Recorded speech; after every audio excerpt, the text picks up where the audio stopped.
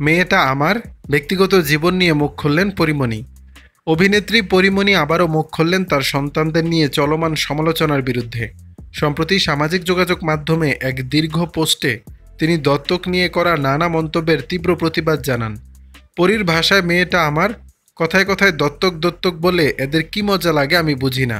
পোস্টের শুরুতে পরীমণি অভিযোগ তোলেন, শোবিজ তারকা হলেই ব্যক্তিগত জীবন নিয়ে সবার কৌতূহল যেন আরও বেড়ে যায়। তিনি লিখেছেন, আমাদের জীবনের আনাচে কানাচে অতি উৎসাহী লোকের কোনো ঘাটতি নেই।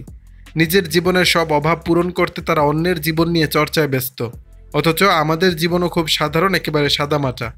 মূলত দত্তক নেয়া তার মেয়েকে নিয়ে সামাজিক মাধ্যমে কটাক্ষের কারণেই পরীমণি জানান, কিছু অবাঞ্ছিত মানুষ এখন আমার মেয়েকে নিয়ে খুব চিন্তিত।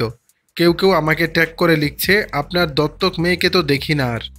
এমন মন্তব্যে ক্ষোভ প্রকাশ করে পরীমণি লেখেন, ভাই, প্রথমত মেয়েটা আমার, কথায় কথায় দত্তক দত্তক বলে এদের কি আনন্দ আমি জানি না। আমি খেয়াল করেছি আমার মেয়ের ছবি বা ভিডিও দিলেই কিছু মাথামোটা লোক কন্টেন্ট পেয়ে যায়, এরপর শুরু হয় ভিউর ব্যবসা। আমার মেয়ে কোনো বিজনেস এলিমেন্ট না, এটা ভালোভাবে বুঝে নিন। তিনি আরও বলেন, আমার ইচ্ছা হলে আমি আমার বাচ্চাদের ছবি দিব, না হলে দিব না। এই সাধারণ কথাটা বুঝে ফেললেই ভালো। এই কমেন্টে কমেন্টে আমার বাচ্চাদের খোঁজ করবেন না আর। শুধু সমালোচনার জবাব নয়, পরীমণি তার পরিবারের প্রতি নিজের ভালোবাসা এবং দায়িত্ববোধের কথাও জানান। তিনি বলেন, আমি নিজের হাতে বাচ্চাদের খাওয়াই, রান্না করি, তাদের যত্ন নেই। শুটিং বা অসুস্থতা না থাকলে সব কাজ নিজেই করি। এমনকি আগে আমার নানা ভাইয়েরও সব কাজ আমি নিজেই করতাম।